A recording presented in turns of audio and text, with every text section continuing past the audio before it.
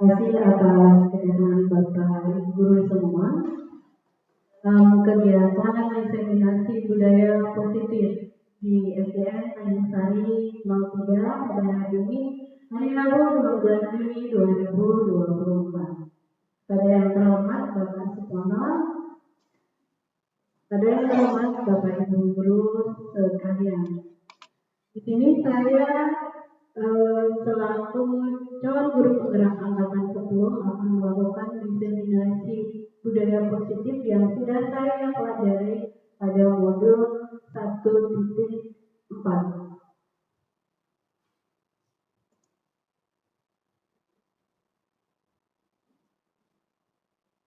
Perkenalkan, nama saya Wahyu Nasi dari SDN Tanjung Sari 03 merupakan calon guru penggerak angkatan 10.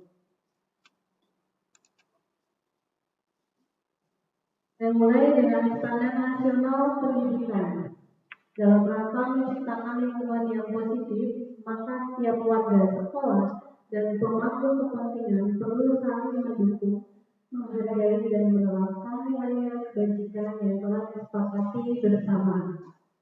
Untuk dapat menerapkan tujuan mulia tersebut, maka seorang pemimpin pembelajaran perlu berjiwa kepemimpinan sehingga dapat mengembangkan sekolah dengan baik agar terwujud suatu budaya sekolah yang positif sesuai dengan standar kompetensi pengelolaan yang telah ditetapkan. Tujuan mulia dari penerapan positif adalah terbentuk murid-murid yang berkarakter, berdisiplin, santun, jujur, peduli, bertanggung jawab, dan merupakan pembelajar penyayang sesuai dengan standar kompetensi lulusan yang diharapkan. Ini budaya positif merupakan nilai-nilai atau keyakinan-keyakinan dan kebiasaan-kebiasaan di sekolah yang berpihak pada murid agar murid dapat berkembang menjadi pribadi yang kritis, penuh hormat dan bertanggung jawab. Untuk konsep utama budaya positif, di sini saya tampilkan ada disiplin positif, motivasi perilaku manusia, hukuman penghargaan, konsekuensi dan restitusi, keyakinan pembelajaran, kebutuhan dasar manusia, posisi kontrol guru, dan segitiga restitusi. Pembelajaran pada paradigma baru ini mengacu pada karakter profil pelajar Pancasila. Di sini masih Bapak Ibu masih ingat ya, untuk profil pelajar Pancasila, beriman kepada Tuhan Yang Maha Esa dan berakhlak mulia, berkebinekaan global, bergotong royong, mandiri, kreatif dan bernalar kritis. Ketika kita mendengar kata disiplin, apa yang terbayang di benak Bapak Ibu sekalian? Tepat waktu. Tepat waktu. Hukuman. Kalau di sini kebanyakan orang akan menghubungkan kata disiplin dengan tata tertib, teratur, dan kepatuhan pada peraturan.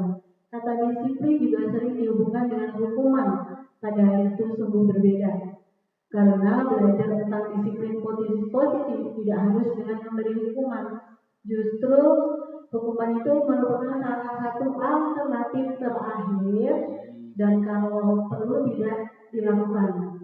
Dalam budaya kita, makna kata disiplin dimaknai dengan menjadi sesuatu yang dilakukan seseorang pada orang lain untuk mendapatkan kepatuhan. Kita cenderung menghubungkan kata disiplin dengan ketidaknyamanan. Di Ajar Dewan Kala menyatakan bahwa untuk mencapai kemerdekaan atau dalam konteks pendidikan kita untuk menciptakan murid yang merdeka, syarat utamanya adalah harus ada disiplin yang kuat. Disiplin yang dimaksud adalah disiplin diri yang memiliki motivasi internal, yaitu motivasi yang berada dari diri masing-masing. Jika kita tidak memiliki motivasi internal, maka kita memerlukan pihak lain untuk mendisiplinkan kita atau motivasi eksternal karena berasal dari luar, bukan dari dalam diri kita sendiri.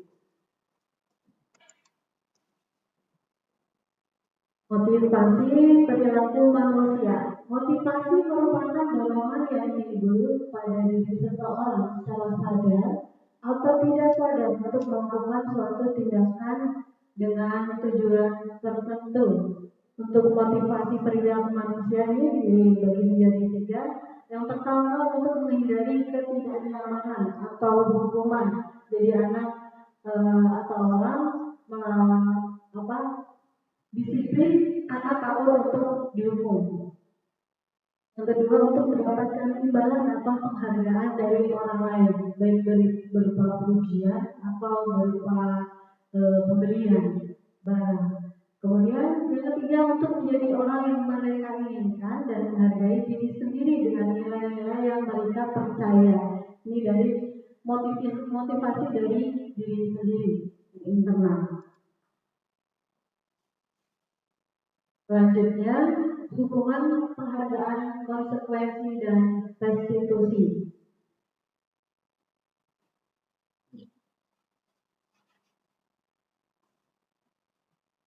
Yang pertama adalah hukuman. Hukuman adalah suatu tindakan atau sanksi yang diberikan kepada seseorang sebagai akibat dari perbuatannya yang melanggar aturan, hukum, atau norma yang berlaku. Bersifat tidak terencana atau tiba-tiba, anak atau murid tidak tahu apa yang akan terjadi dan tidak dilibatkan. Hukuman bersifat satu arah dari pihak guru yang memberikan dan murid hanya menerima suatu hukuman tanpa melalui suatu kesepakatan atau pengarahan dari pihak guru, baik sebelum atau sesudahnya. Hukuman yang diberikan bisa berupa fisik maupun psikis. Murid atau anak disakiti oleh suatu perbuatan atau kata-kata. Jadi tidak hanya fisik, tapi psikisnya juga bisa terpengaruhi.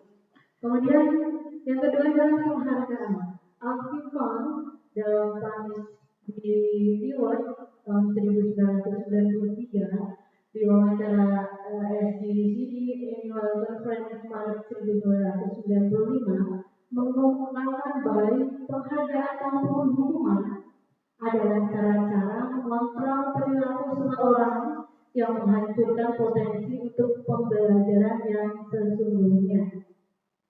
Menurut Kahn, secara ideal, tindakan belajar itu sendiri adalah penghargaan sesungguhnya. Penghargaan tidak efektif, kalau menurut Kahn, penghargaan merusak hubungan, penghargaan mengurangi ketepatan, penghargaan menurunkan kualitas, dan penghargaan itu mematikan kreativitas anak.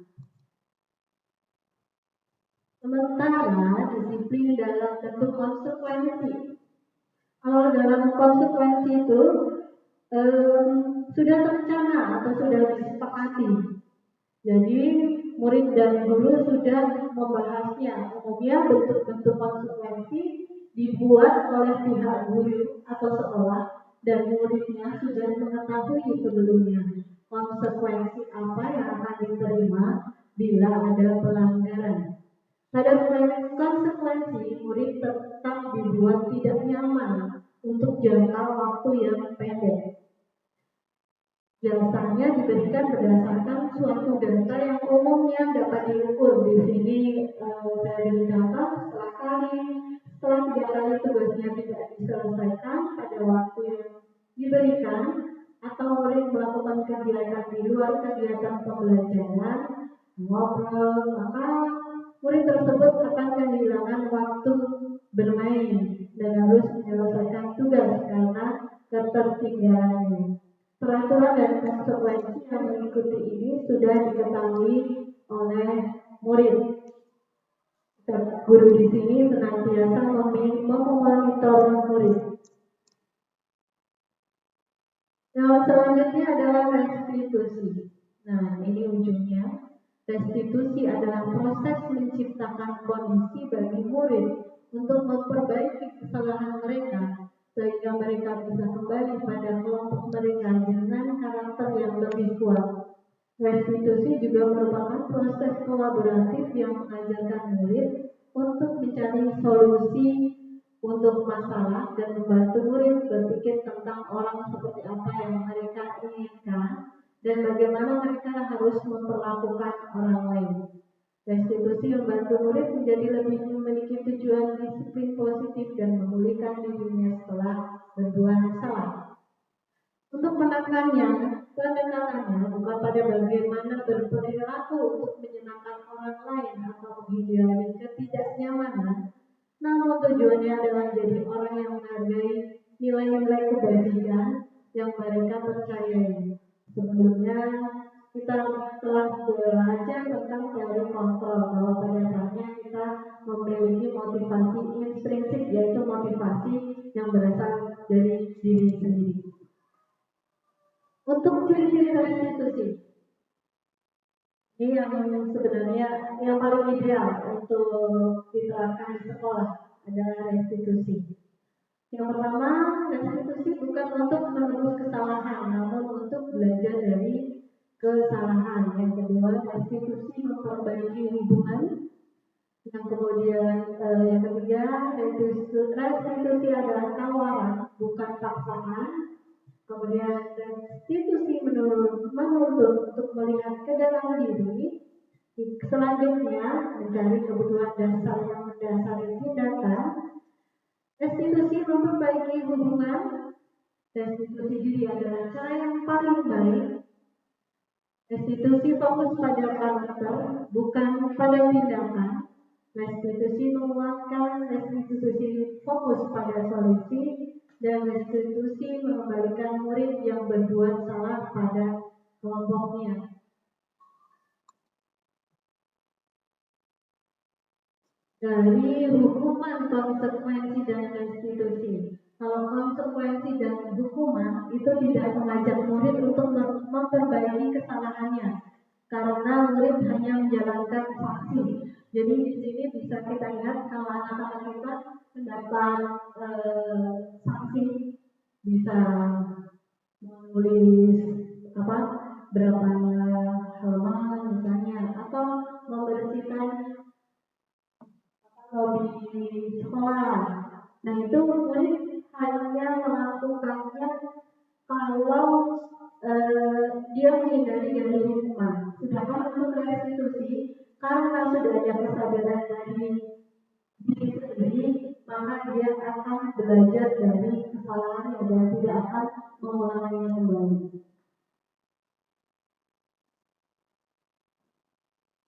Ini untuk keyakinan sekolah atau kelas. Biasanya di kelas-kelas ada peraturan kelas, ya Bapak Ibu, ada.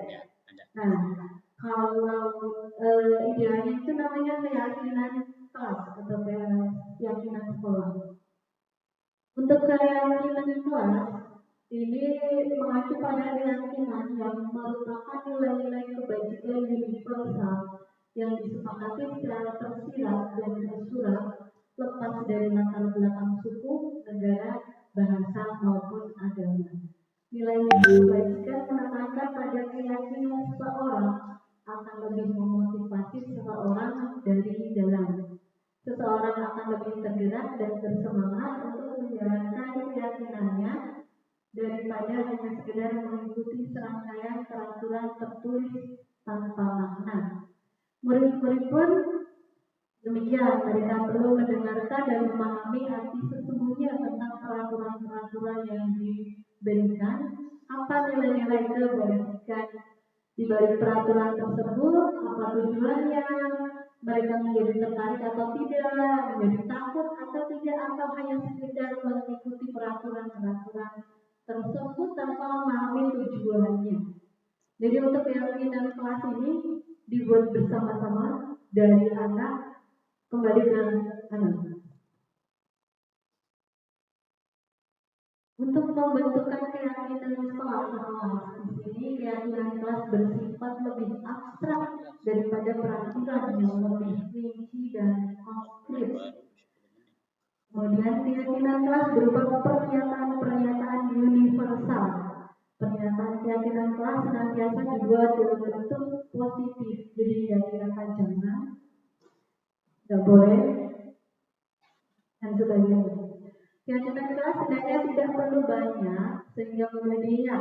Jadi yang banyak-banyak ya bagus dari apa sampai bawah full, anak-anak tidak bisa melihat poin-poinnya.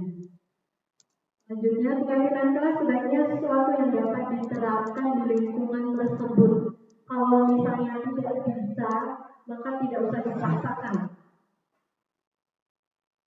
Selanjutnya, semua warga kelas hendaknya ikut berkontribusi dalam pembuatan keyakinan kelas lewat kegiatan curah pendapat. Jadi saat pembuatan keyakinan kelas, tidak ada apa dari anak yang kita mulai dulu, jangan langsung gurunya yang memberi itu apa? Silakan. Selanjutnya bersedia meninjau kembali keyakinan kelas dari waktu ke waktu. Jadi kalau keyakinan kelas sudah terbuat, terbentuk, berarti wajarlah dari murid dan guru harus mensalahinya. Ya, kalau misalnya butuh pembaruan, bisa kita tambahkan lagi. Atau yang ini sudah tidak perlu, bisa kita gali lagi. Untuk nilai-nilai kebajikan universal, di sini ada beberapa yang harus ada di dalam keyakinan kelas. Misalnya di sini kebersihan. Kebersihan itu nilai kebajikan universal. Kalau di keyakinan kelas bisa menjaga kebersihan. Nah, masuk ke situ. Kemudian yang gotong royong di keyakinan kelas bisa dituliskan saling membantu kayak gitu. Ini kebajikan universalnya gotong royong. Dan pasti banyak lagi untuk nilai-nilai kebajikan universal. Untuk keyakinan kelas lain, di sini kalau sudah ada keyakinan berarti sudah antara murid dan guru sudah menyepakati ya, sudah harus melaksanakan. Kelas 6, keyakinan kelasnya menghargai waktu. Pada awalnya kita membuat menghargai waktu, hadir tepat waktu, ya, tidak terlambat. Kemudian kita rumuskan kembali untuk kalimatnya adalah menghargai waktu. Kemudian menjaga kebersihan, sopan santun. Sopan santun itu tidak hanya dalam ucapan, jadi dalam perbuatan juga. Jadi sudah mencakup semua. Keyakinan kelas berarti lebih ringkas lagi ya.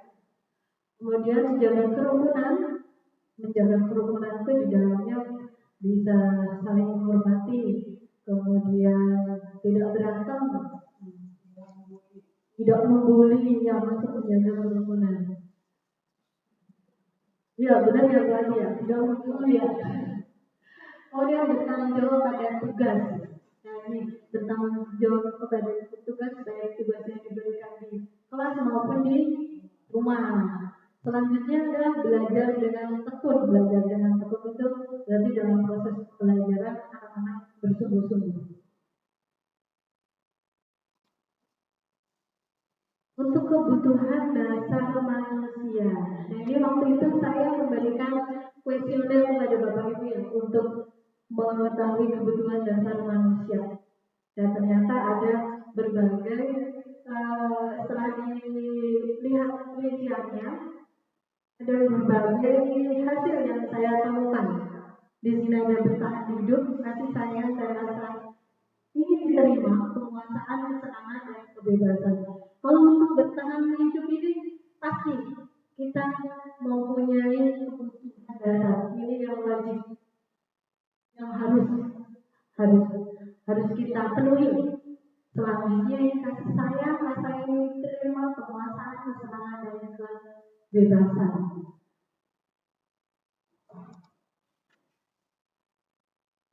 Bertahan hidup di sini dirinci adalah makan dan minum, kesehatan, rumah, dan rasa aman.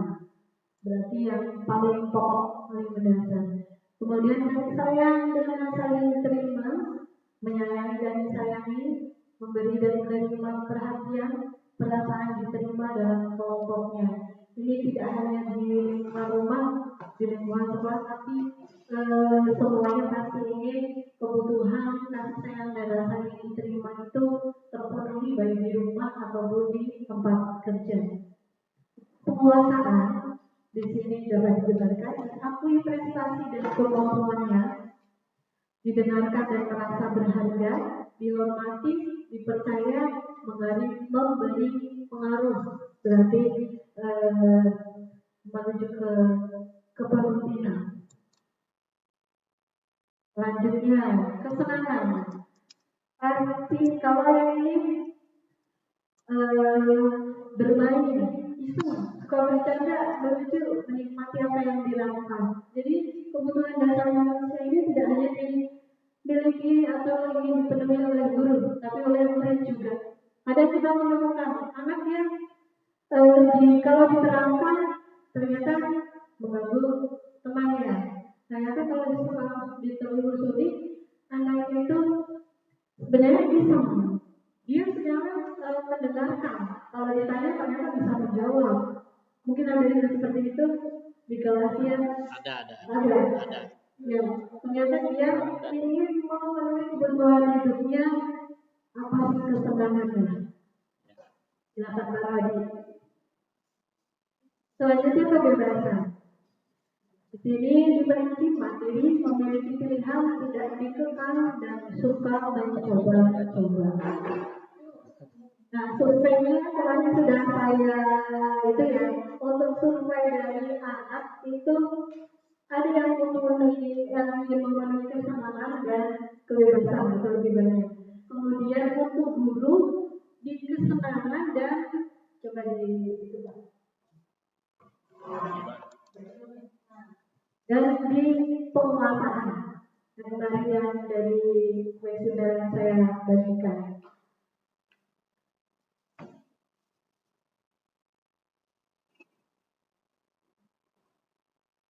Nah, ini ada restitusi dengan 5 posisi kontrol.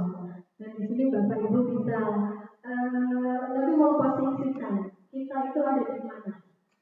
Nah, kita sebagai penghubung, pembuat merasa bersama, teman, pemantau atau seorang manajer. Kalau untuk idealnya yang mana sih Bapak Ibu? Mana? Manajer? Memantau. Jadi mulai dari teman ya, teman memantau manajer. Berarti penghubung dan membuat merasa besar kita singkirkan gitu ya. Coba kita lihat dulu. Next baik. Untuk penghubung ini biasanya dengan ciri-ciri nada suaranya tinggi.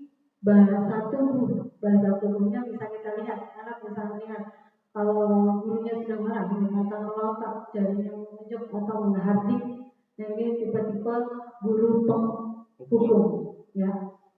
Dengan ini ada beberapa kalimat yang bisa sebagai contoh. Lambat lagi, pasti terlambat lagi, lalu datang lambat. Kapan sih bisa datang tepat waktu? Nah, karena kalau main HP saja, silakan berdiri di depan kelas. Nah, jadi penekanannya pada nada suaranya tinggi. Biasalah kalau kita ada keluar tadi ya pada anak-anak kita ya, keluar tanduknya. Bisa-bisanya kamu tidur ketika ibu sedang menjelaskan. Silakan keluar. Silakan keluar. Untung ibu, kita nggak ada ya Pak. Emang ibu mah apalagi ibu galak tuh kayak ibu tiri.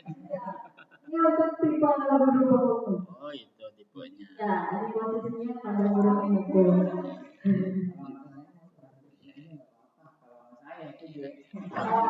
Jadi nanti kita bisa lihat di mana posisi Bapak Ibu hari ini. Selanjutnya adalah membuat merasa bersalah. Dalam membuat merasa bersalah ini, guru memberikan nada suara yang memelas, lebih halus, sedih.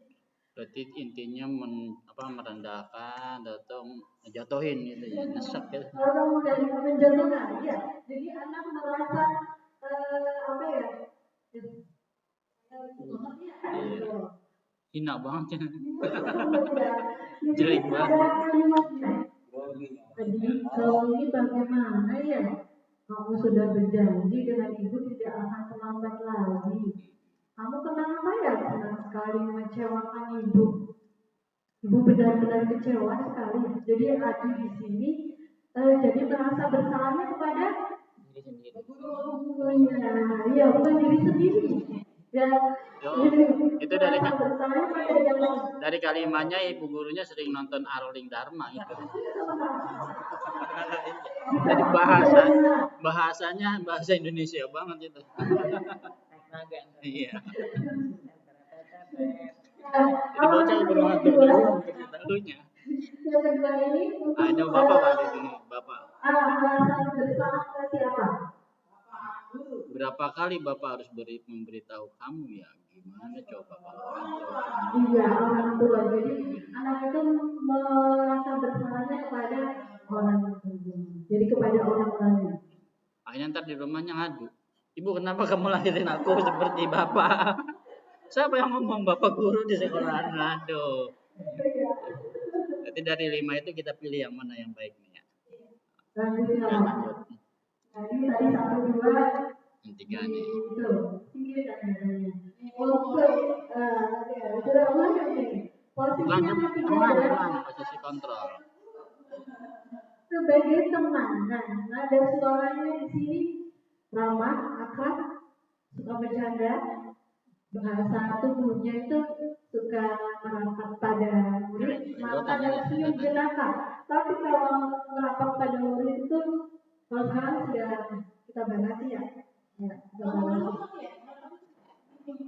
Biasanya kan kalau anak-anak lebih menganggap ibunya apa ya, ibu gurunya, bapak gurunya, kayak temennya agak tuh bisa mendekat. Posisi kontrol guru sebagai teman adalah dengan ada suaranya. Di sini dapat dilihat ada suaranya ada lama, akrab dan suka bercanda. Bahasa tubuhnya itu lebih dekat ke anak, kemudian mata dan senyum jenaka. Kalau yang sebelumnya kan apalagi penghukum ya, mengatakan watak ya.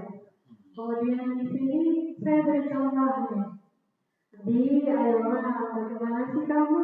Kemarin kamu sudah janji ke bapak bukan? Kenapa terlambat lagi? Nah ini kan kayak tidak ada apa ya yang ekspresi menakutkan dari seorang guru. Ya sudah, tidak apa-apa. Duduk dulu sana. Ya, Nanti Pak Guru baru ngomong. Kita bisa datang telat lagi. Nah, ini biasanya kalau itu biar apa ya tidak memakan waktu. Karena itu lebih simpel aja lah, gitu kan. Nanti juga kalau ditegur gini lagi, gitu. Untuk posisi kontrol sebagai teman ini memang perlu kita lakukan ya, karena kita di sekolah ini tidak hanya sebagai guru saja, tapi salah satunya sebagai teman. Selanjutnya adalah pemantau. Posisi kontrol sebagai pemantau ini ada suaranya datang. Salah satunya pemantau ini yang resmi. Ini ada ya, coba saya itu ya, coba ngobrol. Saya jadi guru, Pak Nana jadi Adi, ya. Jadi tahukah kamu jam berapa kita mulai? Tahu Bu. Kamu terlambat 15 menit. Apakah kamu sudah mengerti konsekuensi yang harus dilakukan dengan terlambat? Paham Bu. Saya harus tinggal di kelas pada jam istirahat nanti dan mengerjakan tugas ketertinggalan saya. Ya benar. Nanti pada saat jam istirahat, kamu harus tinggal di kelas untuk menyelesaikan tugas yang tertinggal tadi. Saya tunggu ya. Siap Bu. Jadi gurunya itu kayak apa ya? Biasakan ya, ekspresi karena di sini bahasa tubuhnya formal, seperti ke kaku gitu ya. Guru BP ya. Nah, kalau soal pemantau ini berarti sudah ada konsekuensi yang sudah diketahui oleh anak. Ya. 15 menit terlambat, dia sudah paham, tinggal di kelas pada waktu jam istirahat. Untuk selanjutnya adalah energi ya. control manager. Nah, di sini ada suaranya terus nanti tuliskan. Satu isinya tidak kaku, malah dekat ke murid. Ini juga dari posisi temannya itu juga membawa ke sini.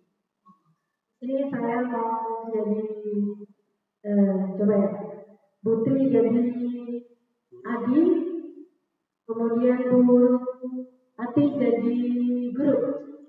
Jadi Ati gitu dong. Tri gitu bukannya Adi berarti. Iya, belajar aja. Itu aja. Ngomong. Tahu Bu, yang menuju tepat kan? Iya. Jadi kamu terlambat. Enakan ngomong. Bagaimana kamu akan mempelajari masalah ini? Saya bisa menanyakan teman saya Bu untuk mengajar tugas yang tertinggal. Sinopsis murid doraka agar guru. Itu bisa dilakukan. Apakah misalkan ada masalah untuk kamu agar bisa hadir tepat waktu sekolah? Tidak Bu, saya bisa hadir tepat waktu. Baik, saya hargai usahamu untuk memperbaiki diri. Terima kasih Bu dan Bu Ati. Dari posisi manajer ini, jadi Dialognya. Dari dialog yang dilihat di sini, untuk memperbaiki masalah kita berikan ke anak. Caranya itu bagaimana? Jadi bukan dari kita, bukan dari peraturan atau konsekuensi yang sudah ada. Jadi diminta anak sendiri yang memberikan solusinya. Untuk posisi manajer ini bisa dilandasi dengan segitiga restitusi. Ada 3 tahapan di sini. Yang pertama adalah menstabilkan identitas, kemudian validasi tindakan yang salah, selanjutnya adalah menanyakan keyakinan. Di sini menstabilkan identitas, ini bisa dengan menggunakan kata-kata yang di bawah.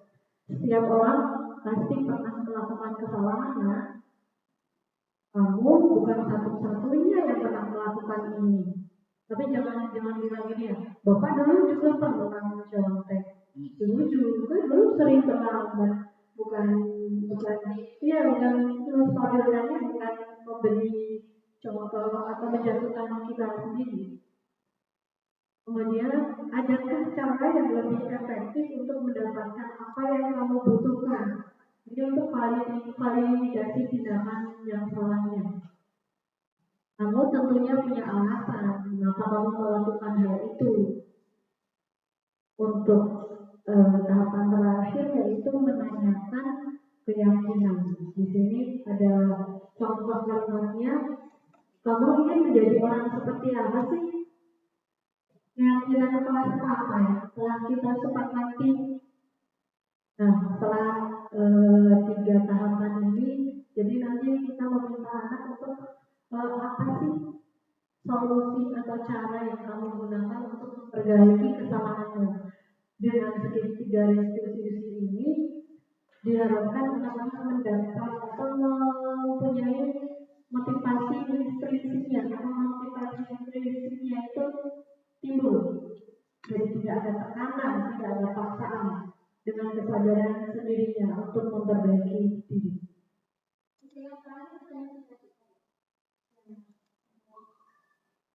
Yang lalu, kamu ingin menjadi orang seperti apa?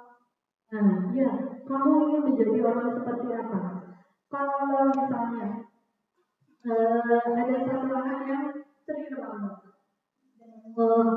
menerapkan langkah segitiga restitusi ini untuk menanyakan keyakinannya, sebenarnya kamu nanti ingin jadi orang seperti apa sih kalau kamu bisa memperbaiki diri tidak terlambat sekolah lagi, pengennya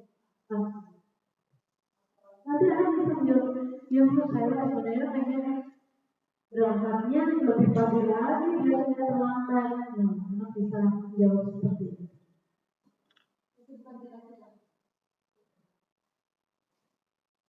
Bukan cita-cita untuk menjadi dokter, untuk menjadi itu, tapi cita-cita untuk memperbaiki diri. Ya. Nah ini tadi keterangannya ya, untuk menstabilkan identitas di kalimat-kalimatnya, berbuat salah itu tidak apa-apa, tidak ada manusia yang sempurna. Saya juga pernah melakukan kesalahan seperti itu, tapi kalau yang ini jangan ditekankan kesalahannya yang terlalu negatif ya Pak. Nanti anak-anaknya dulu bapak itu juga pernah melakukan kayak gitu. Kemudian kita bisa menyelesaikan ini ya. Bapak atau ibu tidak tertarik dari siapa yang salah, tapi bapak ingin mencari solusi dari permasalahan ini. Nah, contoh-contohnya. Selanjutnya adalah validasi tindakan yang salah. Ini beberapa kalimat untuk memvalidasi tindakan anak yang salah. Padahal kamu bisa melakukan yang lebih buruk dari ini ya. Iya bu, saya bisa dong memukul dia. Tapi nanti setelah ini ada pertanyaan lain lagi menguatkan keyakinan. Kamu pasti punya alasan mengapa melakukan ini. Kamu patut bangga pada dirimu sendiri karena kamu telah melindungi sesuatu yang penting buatmu. Tapi apakah itu diperbolehkan? Jawab.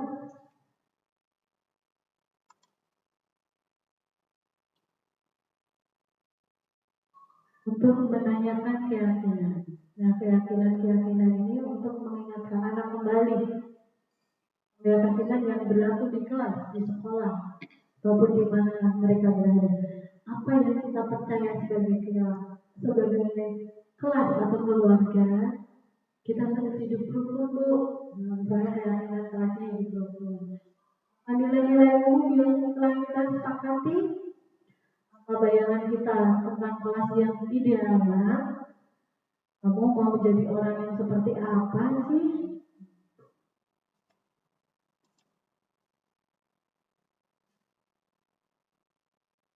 Ini adalah salah satu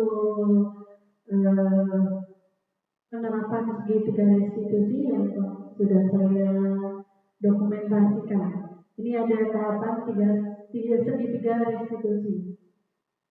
Mari kita lihat bersama. Nanti kita itu ya Bapak Ibu, umpan baliknya.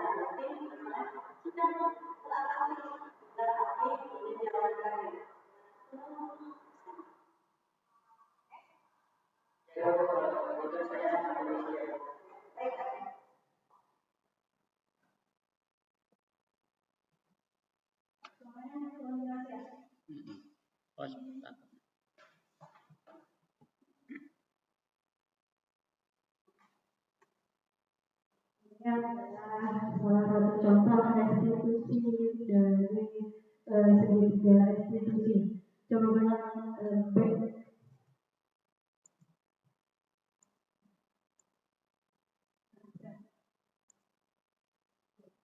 untuk menstabilkan identitas tadi antara saya dengan Adi, masalahnya adalah Adi sering terlambat masuk sekolah karena dia beranggapan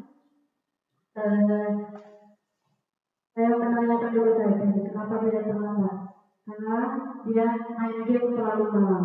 Dia beranggapan kalau sudah selesai ujian kelas 6 dia bisa tidak masuk sekolah atau bisa bermain game sepuas hatinya, tapi dia sampai larut malam sehingga paginya yang seharusnya dia sudah siap-siap untuk ke sekolah dia belum kesiangan. Orang tuanya pergi ke pasar untuk berbelanja sehingga tidak bisa membangunkannya. Kemudian untuk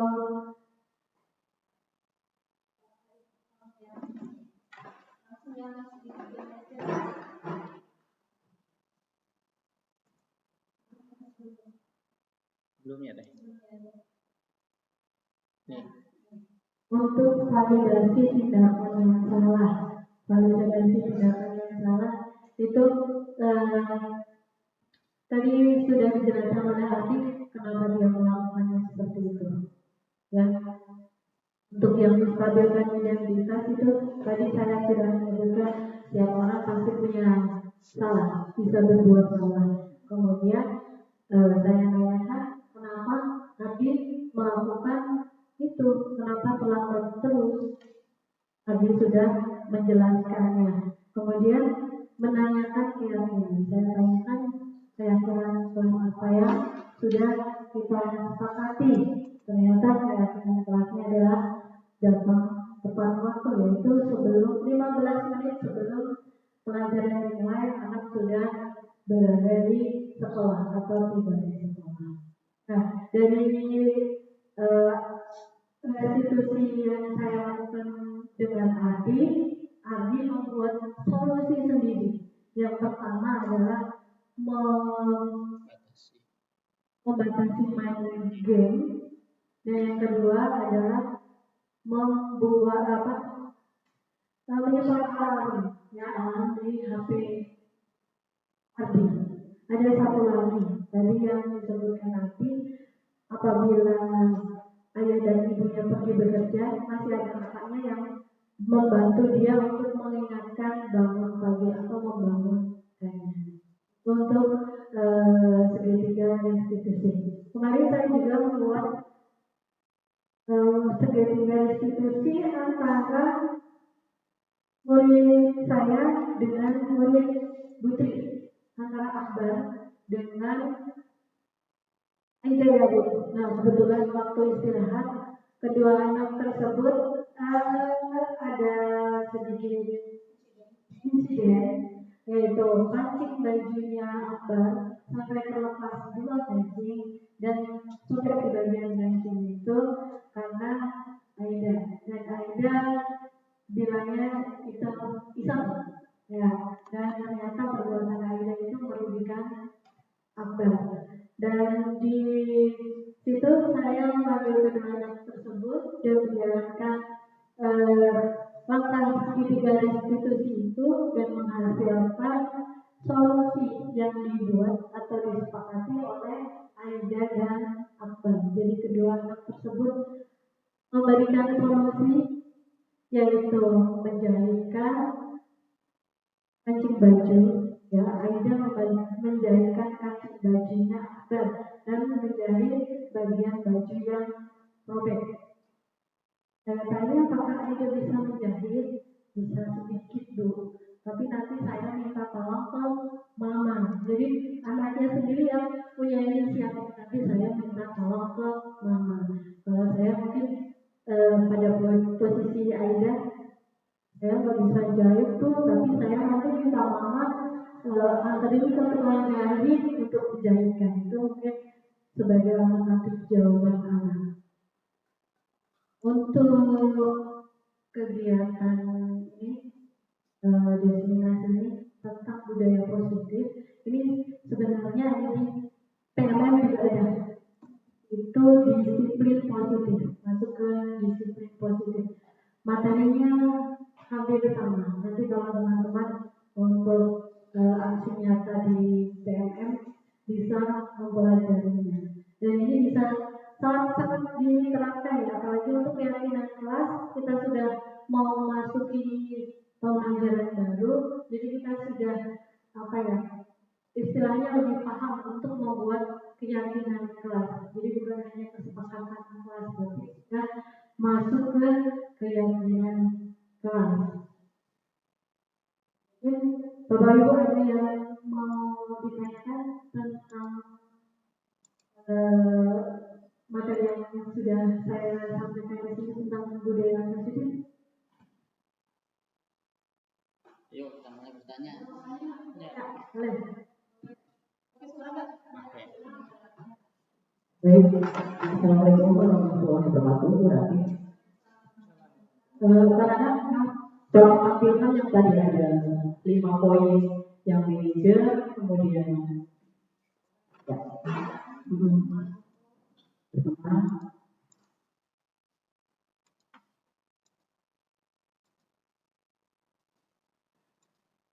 Ini teh. Ya, ke depan Pak. Iya, di sini kan ada 5 posisi kontrol ya dia. Jadi kita posisi guru itu kan seperti orang tua terhadap anak. Jadi tidak hanya aturan yang kita terapkan ke anak, tetapi kita juga sebagai guru itu ada aturan dan juga ada kita bisa sebagai teman. Jadi tidak aturan terus kepada anak yang kita lakukan. Tapi kita bagaimana kita menjadikan murid itu sebagai teman kita.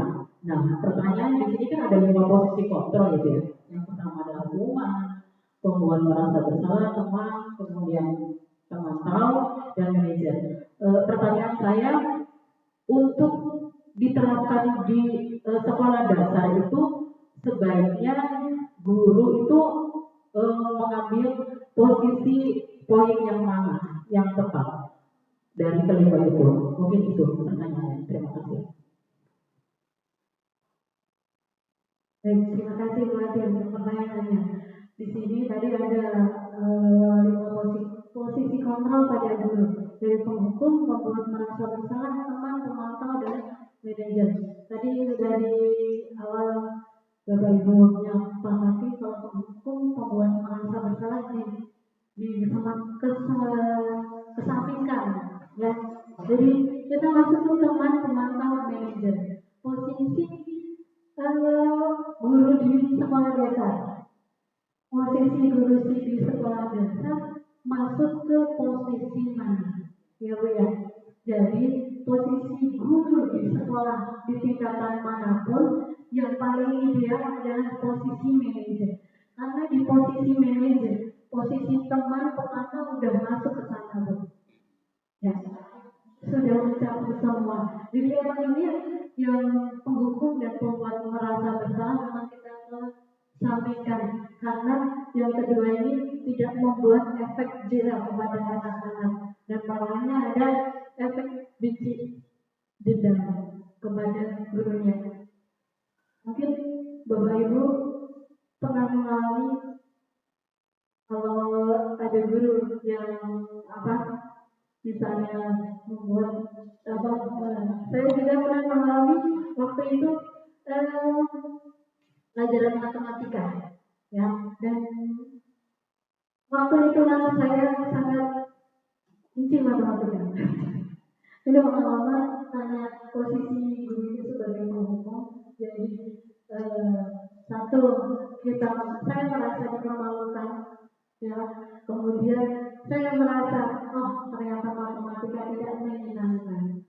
Nah, itu pernah saya alami sendiri. Ternyata posisi penghukum itu sangat membekas, ya. Jadi kalau kita posisikan saja anak-anak sebagai kita, apakah kita posisi penghukum membuat merasa bersalah itu baik sih untuk fisik sama psikis kita, karena di posisi penghukum itu tidak hanya fisik saja, mungkin ada yang dijemur di lapangan, suruh lari kalau zaman dulu kita, ya, untuk posisi kontrolnya. Tapi di sekolah dasar ini posisi teman pemantau itu masuk ke posisi manajer, dimanapun guru mengajar dari TK, SD, SMP, SMA, bahkan di perguruan tinggi posisi manajer adalah yang paling ideal. Bagaimana berarti?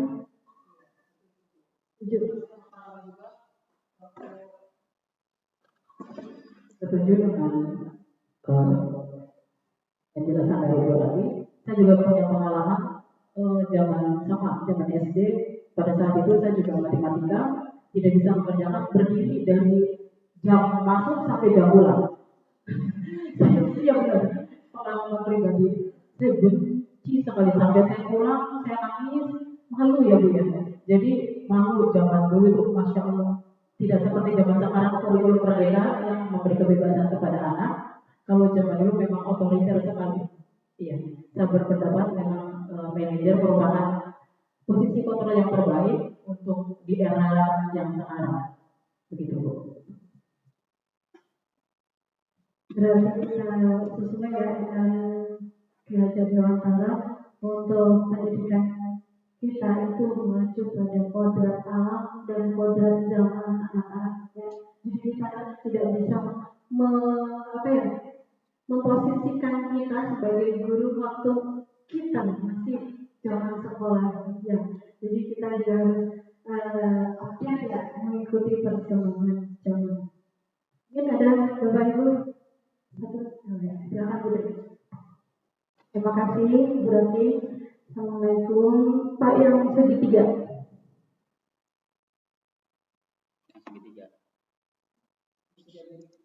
Segitiga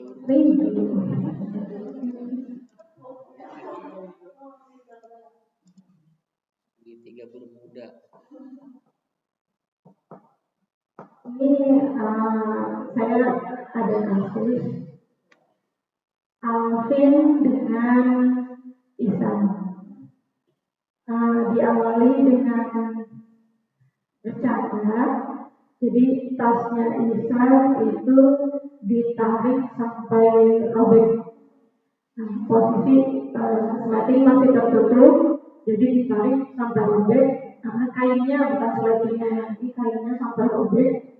Kemudian anaknya dua-duanya sudah dipanggil, kemudian sudah ditanya alasannya, katanya iseng. Kemudian keyakinan sudah disampaikan, tidak akan mengulangi, berjanji anaknya. Kemudian solusinya dia mau memperbaiki tas temannya yang robek tadi. Tapi sudah lewat beberapa bulan, itu tasnya tidak dikembalikan. Kitanya belum dijahit, selalu seperti itu. Nah, apakah saya termasuk gagal dalam menerapkan restitusi, atau ada langkah yang kurang gitu. Kemudian langkah selanjutnya seperti apa? Kalau ada sudah sampai ke mereka berjanji tidak akan mengulangi, solusinya apa, tapi ternyata tidak tuntas gitu. Itu langkah seperti apa yang harus saya lakukan. Terima kasih. Baik, terima kasih Putri. Untuk yang Putri berarti sudah melaksanakan yang ini. Nah, ini kemudian alasannya dan keyakinannya tidak sampai dengan solusi. Nah, itu kan antara Alvin dan Isan. Berarti Isannya sudah selesai, tidak ada masalah. Ya, sampai Isannya tidak ada masalah. Tinggal Alvinnya. Berarti Alvinnya yang masih punya masalah. Punya masalah, ya. Jadi kalau punya masalah, Ibu kembali lagi. Nah, jadi sampai terakhir hasilnya apa? Di kawal ya, sampai mana? Sampai apakah dia benar-benar sudah melaksanakan solusi yang dia sendiri itu apa? Ucapkan atau kemukakan? Kalau misalnya langsung ke orang tua, apa itu bisa jadi solusi juga? Bisa, karena tadi sudah melalui sertifikat restitusi. Kalau untuk ke orang tua itu kalau kita sudah mentok ya Bapak Ibu ya. Kalau sudah mentok sudah kita nggak bisa menangani lagi, baru kita ke orang tua. Ya. Mungkin ada tambahan Bapak Ibu terkait ya. Nambahin. Umpan balik ya. Baiklah, terima kasih atas waktunya Ibu Bupati CGP Angkatan 10 ya. Mudah-mudahan prosesnya lancar sampai lulus.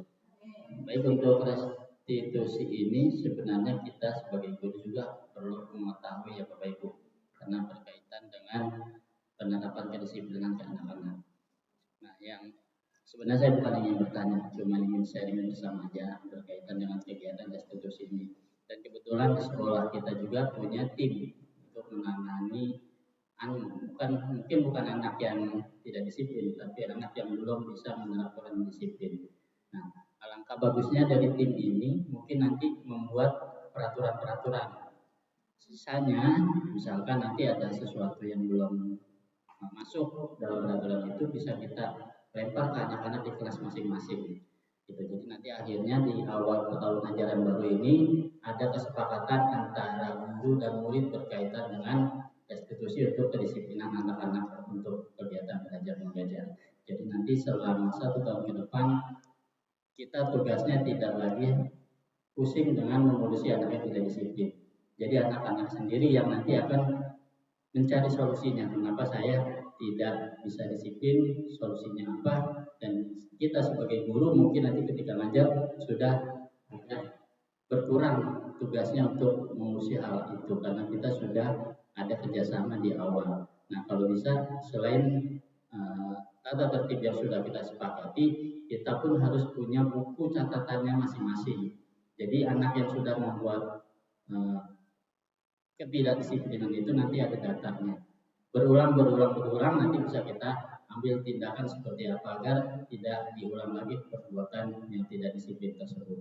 Jadi mungkin penekanannya kita sebagai guru ya nanti kerjasama dengan tim TPPK ya berkaitan dengan ketidakdisiplinan tersebut. Nanti setelah kita masuk ke kelas yang baru, tahun ajaran baru, kita sudah punya draftnya, nanti tinggal disahkan bersama anak-anak.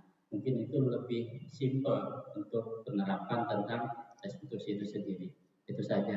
Dan intinya kami sebagai Dewan Guru ya terbuka pengetahuan baru berkaitan dengan restitusi ini, dan alhamdulillah nanti kita bersama-sama kita rembukan untuk kita gunakan untuk kebaikan di sekolah kita. Itu saja mungkin untuk umpan balik dari kami. Terima kasih. Berarti ada sedikit ya, mudah-mudahan sedikit pengetahuan yang kita dapatkan hari ini bisa kita kembangkan di kegiatan-kegiatan yang akan datang. Itu saja dari saya. Terima kasih. Assalamualaikum warahmatullahi wabarakatuh.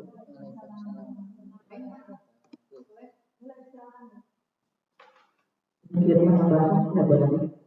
Kebetulan restitusi ini juga sudah saya jalankan seperti yang Pak katakan, yaitu memberikan suatu catatan kecil bagi siswa dan siswi yang melanggar kedisiplinan atau aturan. Kebetulan kelas saya sendiri sudah menjalankan dari awal pertama kali masuk kelas 4, kita membuat kesepakatan antara saya dan murid saya. Jadi setiap murid yang pada hari itu melanggar peraturan, contohnya berkata kotor atau membuli atau menganiaya temannya, itu tanda tangan, Bu. Kesepakatannya itu kita itu selama 1 bulan itu berapa kali tanda tangan, nanti kesepakatannya itu orang tua akan saya panggil. Itu sudah saya jalankan dari awal masuk di kelas 4 itu. Sependapat dengan Pandangan, kalau Pandangan lebih menekankan ke tim TPTK, kalau saya itu sudah menerapkan di kelas intern saya sendiri itu, begitu Bu.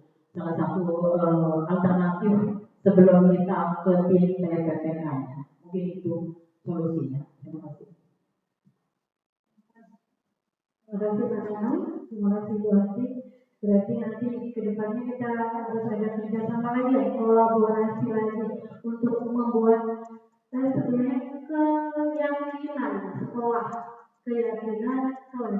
Kalau dari Bu Ati tadi keyakinan kelasnya sudah dibuat antara guru, murid dan orang tua. Jadi warga kelasnya itu tiga itu sudah mengetahui semua. Kebetulan kalau di kelas 6 baru menerapkan warga sekolahnya dan warga kelasnya guru dan murid. Jadi keyakinan kelasnya sudah terbentuk ya. Untuk kesepakatan itu dikerucutkan lagi menjadi keyakinan, peraturan diubah menjadi keyakinan ya Bapak Ibu. Jadi untuk pelajaran ke depan kita bisa membuat keyakinan dan menerapkannya, baik itu keyakinan kelas maupun keyakinan sekolah. Mungkin yang PPPK itu terkait dengan keyakinan sekolah ya Pak? Ya. Berarti kalau untuk wali kelas berhubungan dengan keyakinan kelas. Terima kasih Bapak Ibu sekalian sudah bersama saya di acara di kegiatan siang hari ini. Terima kasih atas masukannya, umat baiknya. Di sini kita belajar bersama-sama. Kita tidak menutup diri untuk pengetahuan baru, karena kita menjadi guru yang selalu mendampingi anak sesuai dengan kodrat alam dan kodrat zamannya, membersamai anak-anak sampai mendapat jalan untuk meraih cita-citanya. Mungkin dari saya cukup sekian. Mohon maaf apabila ada salah kata atau perbuatan. Dari Taufik Walidaya. Assalamualaikum warahmatullahi wabarakatuh. Waalaikumsalam warahmatullahi wabarakatuh.